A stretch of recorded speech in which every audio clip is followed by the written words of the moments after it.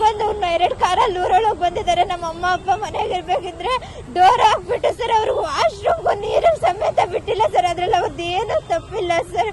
ಹಂಗ್ ಹೊಡೆದಿದ್ದಾರೆ ಪಾಪ. ಅವ್ರ ಮಗನ ನಾನ್ ಮದ್ವೆ ಆಗಿದ್ದೀನಿ ಅಂತ ಅಂದ್ಬಿಟ್ಟು ಸರ್. ಬಟ್ ನಾನ್ ಬಲವಂತವಾಗಿ ಮದ್ವೆ ಆಗಿಲ್ಲ ಸರ್. ಇಬ್ರು ಇಷ್ಟಪಟ್ವಿ. ಆ ಹುಡ್ಗನೇ ನಾನು ಸೂಸೈಡ್ ಮಾಡ್ಕೊಂತೀನಿ ಅಂತ ಎಲ್ಲ ಹೇಳ್ಬಿಟ್ಟು ಆ ಹುಡ್ಗನ್ ನನ್ ಕ್ಯಾಶ್ ಬಗ್ಗೆ ಎಲ್ಲ ಗೊತ್ತಿತ್ತು, ನನಗ್ ಮಗು ಇರೋದು ಗೊತ್ತಿತ್ತು ಸರ್. ಹಂಗಾಗ್ಬಿಟ್ಟು ಇವಾಗ ಕ್ಯಾಶ್ ಅಂತ ಅಂದ್ಬಿಟ್ಟು ಕ್ಯಾಶ್ ತೆಗೆದ್ಬಿಟ್ಟು ಇವಾಗ ಈ ತರ ಮಾಡ್ತಿದ್ದಾರೆ. ಅಲ್ಲಿ ನೋಡಿದ್ರೆ ಅಲ್ಲಿ ಕೊಲೆ ಬೆದರಿಕೆ, ಇಲ್ಲಿ ನೋಡಿದ್ರೆ ಇಲ್ಲಿ ಕೊಲೆ ಬೆದರಿಕೆ ಸರ್. ನನಗೆ ನ್ಯಾಯ ಮಾಡಿಸ್ಕೊಡಿ ಸರ್.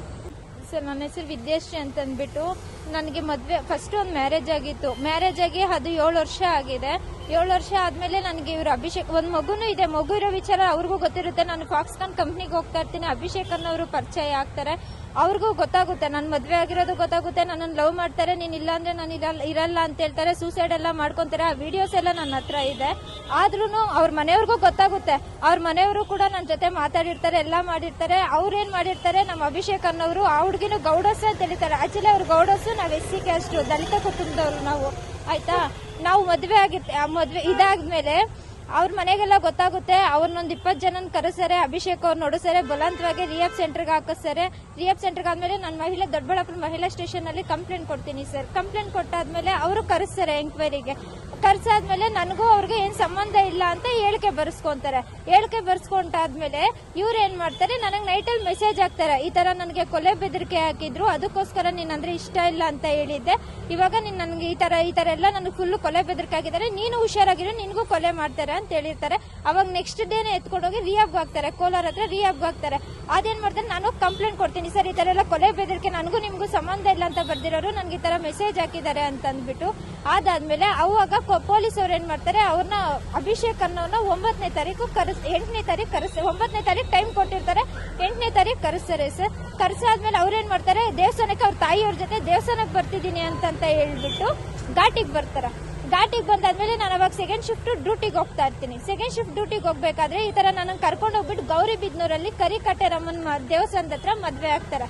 ಮದ್ವೆ ಆದ್ಮೇಲೆ ಮತ್ತೆ ದೊಡ್ಡಬಳ್ಳಾಪುರ ಕರ್ಕೊಂಡ್ಬಂದು ಪೊಲೀಸ್ ಸ್ಟೇಷನ್ ಹತ್ರ ಹೇಳಿಕೆ ಕೊಡ್ತೀವಿ, ಈ ತರ ಮದ್ವೆ ಆಗಿದೀವಿ, ಈ ತರ ಆಗಿದೆ ಅಂತಂದ್ಬಿಟ್ಟು ಅಲ್ಲೂ ಬರ್ಕೊಡ್ತಾರೆ. ಅವ್ರಿಗೂ ನಮ್ಗೆ ಸಂಬಂಧ ಇಲ್ಲ, ಏನು ಇಲ್ಲ ಅಂತಂದ್ಬಿಟ್ಟು ಅಲ್ಲಿ ಹೇಳಿಕೆ ಕೊಟ್ಟು ಅಲ್ಲಿ ಬರ್ಕೊಟ್ಟಾದ್ಮೇಲೆ ಡೈಲಿ ನೀನು ಆ ಕ್ಯಾಸ್ಟ್ ಅಂತವಳು, ಈ ಕ್ಯಾಸ್ಟ್ ಇಂತವಳು, ನೀವು ದಲಿತರ ಕುಟುಂಬದವರು, ಆ ಹುಡ್ಗಂಗೆ ಇಷ್ಟ ಇಲ್ಲ ಅಂದ್ರೂ ನಾನು ಇವಾಗ 7 ತಿಂಗಳು ಪ್ರೆಗ್ನೆಂಟ್ ಸರ್, ನನ್ನನ್ನ ಬಿಟ್ಟು ಬಂದ್ಬಿಡಿ ಅಂತ ಹೇಳಿದಾರೆ. ನನ್ನ ತಂದೆ ತಾಯಿಗೆ ಕೊಲೆ ಬೆದರಿಕೆ ಹಾಕಿ ನಮ್ಮ ತಾಯಿಗೆ ಇವಾಗ ಹೊಟ್ಟೆಗೆ ಒದ್ದಿದ್ದಾರೆ.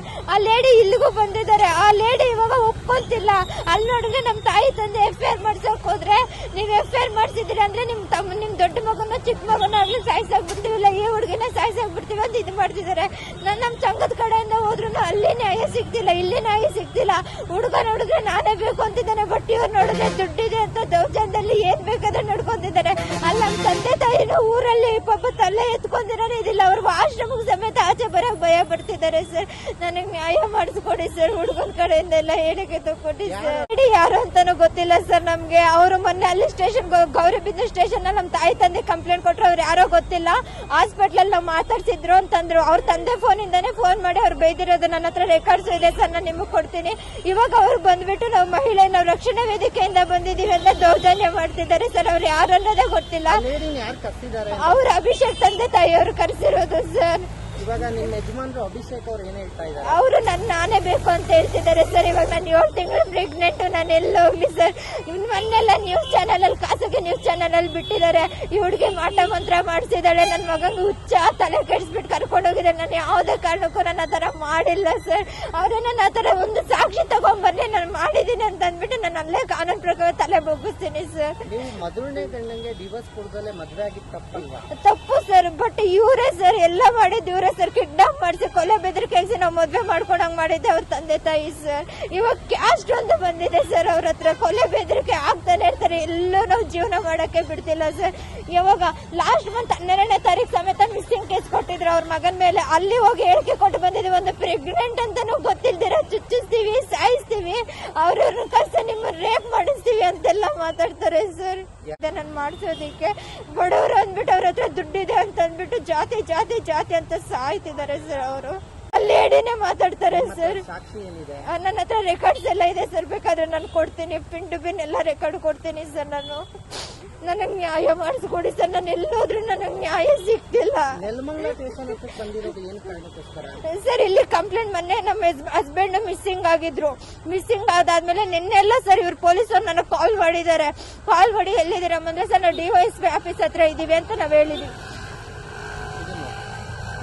ಡಿವೈಸ್ ಆಫೀಸ್ ಹತ್ರ ಇದೀವಿ ಅಂತ ಹೇಳಿದೀವಿ. ನಿನ್ನೆ ಬರಕ್ಕಾಗಿಲ್ಲ, ನನ್ಗೆ ನನ್ನ ಇದು ಸ್ಕ್ಯಾನಿಂಗ್ ಮಾಡಿಸ್ಬೇಕಾಯ್ತು. ನಾನು ಹಾಸ್ಪಿಟ್ಲ್ ಹತ್ರ ಹೋಗಿದ್ದೆ ಸರ್. ಇವತ್ತು ಬಂದಿದ್ರೆ ಇಷ್ಟು ಜನ ಬಂದ್ಬಿಟ್ಟು ದಬ್ಬಳಕೆ ಮಾಡ್ತಿದ್ದಾರೆ ಸರ್. ನಾವು ಬಡವರ ಮೇಲೆ ಮಾಡಕ್ ಬರ್ತಾರೆ ಸರ್. ಇಲ್ಲಿ ದಬ್ಬಳಕೆ ಮಾಡಕ್ಕೆ ಬರ್ತಾರೆ. ಪೊಲೀಸ್ ಅವರೆಲ್ಲ ಸುಮ್ನೆ ಮಾಡ್ತಿದ್ದಾರೆ. ಇವಾಗ ಅವ್ರನ್ನ ಒಳಗಡೆ ಹಾಕೊಂಡಿದ್ದಾರೆ ಸರ್. ನಮ್ಮ ಹಸ್ಬೆಂಡ್ ನ ಏನೋ ಮಾತಾಡ್ಬೇಕಂತ ಅವ್ರನ್ನ ಆಚೆನೆ ಬಿಡ್ತಿಲ್ಲ. ಅವ್ರ ಹುಡುಗಿ ಹತ್ರ ಹೋಗ್ಬೇಕಂದ್ರೂ ಬಿಡ್ತಿಲ್ಲ ಸರ್. ನನಗೆ ನ್ಯಾಯ ಮಾಡಿಸ್ಕೊಡಿ ಸರ್. ಅಲ್ಲಿ ನನ್ನ ತಂದೆ ತಾಯಿನೂ ಅವರು ಭಯ ಬಿದ್ದೋಗ್ಬಿಟ್ಟಿದ್ದಾರೆ. ಅವರು ಆಚೆಗೆ ಬರಕ್ ಅವ್ರದ್ದು ಏನೂ ತಪ್ಪಿಲ್ಲ ಸರ್.